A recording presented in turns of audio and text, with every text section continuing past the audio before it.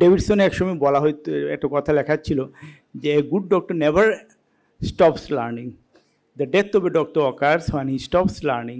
সুতরাং একটা ভালো ডাক্তারের বৈশিষ্ট্য হচ্ছে সবসময় শিখা জানা। সালাম আলাইকুম। আসলে আমার এই মুহূর্তে কথা বলাটা একটু অকওয়ার্ড হয়ে যায়, কারণ আমাদের চিফ গেস্ট সাইবা ম্যাডাম বলার পরে আমি বলাটা একটু অকওয়ার্ড হয়ে যায়, সেটাই। তো যাই হোক, যেহেতু বলতে বলা হয়েছে এবং অনেকক্ষণ ধরে কথা হয়েছে, একটা হচ্ছে নাম্বার ওয়ান হচ্ছে কংগ্রেচুলেশনস টু এভরিবডি যারা এসসিবিএস পার্ট 1 বা নতুন কোর্সে চান্স পেয়েছে এবং যারা অলরেডি পোস্ট গ্রাজুয়েশন কমপ্লিট করেছে। So congratulations to everybody. 2 number হচ্ছে এটা আমাদের জন্য একটা আনন্দের মুহূর্ত যে আমরা চান্স পেয়েছি।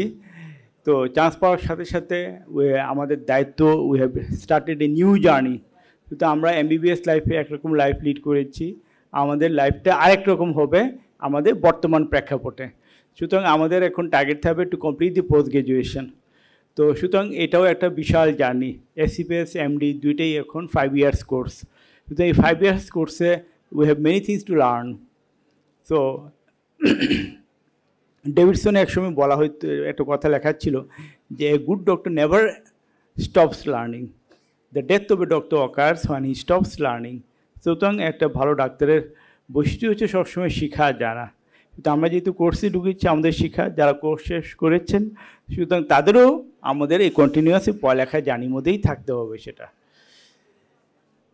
2 নম্বর হচ্ছে আমরা যারা যতজন আমাদের ক্ষেত্রে দেখা যায়, যতজন আমরা পার্ট 1 বা রেসিডেন্সিতে ঢুকি, সব ক্ষেত্রে আমাদের সবাই সফলভাবে বের হয়ে আসতে পারি না। তো সেক্ষেত্রে আমাদের প্রথম থেকেই আমি বলবো যে মানে যদিও একটু উপদের বিষয় হয়ে যাবে, কিন্তু প্রথম থেকে যদি আমাদের টার্গেট থাকে যে না আমি টাইম মতো আমাদের ডিগ্রি কোর্স কেরিয়ার এগুলো সব কমপ্লিট করব, তাহলে দেখা যাবে কি আমাদের successfully at the end of the 5 years আমাদের জার্নিটুকু শেষ করতে পারবো। আরও কয়েকটা জিনিস আমাদের থাকা উচিত, যেটা আমাদের ম্যাডামও বলে গেছেন, যে আমাদের বাংলাদেশের ডক্টরদের ক্ষেত্রে যে প্রায় একটা বদনাম থাকে যে আমরা ভালোভাবে সময় দেই না, ভালোভাবে পেশেন্টদের সাথে ডিলিংস করি না, আমরা বেশি টু মাছ কমার্শিয়াল। তো এটা হওয়ার একটা অন্যতম কারণ হচ্ছে আমাদের ক্ষেত্রে এই যে কমার্শিয়াল ভাবটা আমাদের মধ্যে অনেক ক্ষেত্রে কাজ করে। তো এটা কেন হচ্ছে বা এটা হচ্ছে, তো এটা হচ্ছে যেমন আমাদের দেশের বাইরে মেডিকেল এডুকেশনে শুরু থেকে ওদের যেমন রিসার্চ শেখানো হয়, ওদের থেকে ডক্টর পেশেন্ট রিলেশনশিপ কীরকম হবে সেই বিষয়গুলোও কিন্তু শেখানো হয়। এই জন্য ডেভিডসনের প্রথম চ্যাপ্টারেই কিন্তু একটা অংশ আছে যে ডক্টর পেশেন্ট রিলেশনশিপ। সো এই রিলেশনশিপটা আমরা অনেক ক্ষেত্রে বিল্ড করতে ব্যর্থ হই। হয়তো আমরা যে ডায়াগনোসিস করলাম, এই রুগী দেশে বাইরে গেল, বাইরে গিয়ে হয়তো কিছু কিছু ক্ষেত্রে হয়তো সেম ডায়াগনোসিসই হলো, কিন্তু কেন গেল? বিকজ আমরা তাকে পেশেন্টকে এডুকেশন কাউন্সেলিং বা বিষয়গুলো ইনফরমেশান বা তথ্যগুলো বুঝিয়ে দেয়নি। তো এই না দিয়ে থাকার কারণে প্রতি বছর আমাদের দেশ থেকে ইন্ডিয়া, থাইল্যান্ড, সিঙ্গাপুরে অনেক মানুষজন যায়। সুতরাং আমাদের এটা কিন্তু বলবো যে এটা আমাদের একটা কমিউনিকেশন স্কিলের একটা বড় ব্যর্থতা বা বড় গ্যাপ। সুতরাং যারা নিউ জেনারেশনের স্পেশালিস্ট হবে, তারা যদি এই জিনিসটাকে আমরা ওভারকাম করতে পারি, তাহলে মনে যে আমাদের দেশ থেকে মেডিকেল ট্যুরিজম করে অন্যান্য দেশ অনেক টাকা নিয়ে নিচ্ছে। তো বিষয়টা হয়তো রিভার্সও ঘটতে পারে আমরা যদি সেই বিষয়টা হয়। বাংলাদেশের ডক্টররা কোনো অংশে কম জানে না, কিন্তু আমাদের এই কমিউনিকেশন স্কিলটা একটু বড় ঘাটতি থেকে যায়। 2 নম্বর আর যেটা লাস্টে আমি বলতে চাই যে আমরা কোথায় থেকে কতটুকু পড়বো, সেটা হচ্ছে একটা ইম্পর্টেন্ট বিষয়।